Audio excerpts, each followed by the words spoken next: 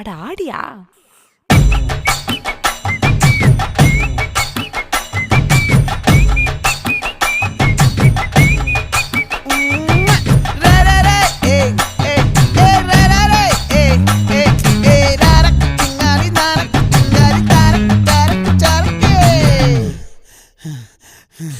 விளைஞ்சிருக்கும் என் வெத்தலை கொடி, அட வளைஞ்சிருக்கும் ஒரு சன்னல் வெடி, தோட்டா ஒரு கண்ணால தொலைஞ்ச ஒரு பொண்ணால வாக்கா இந்த வம்பால வல விரிச்சிட வந்தாளே.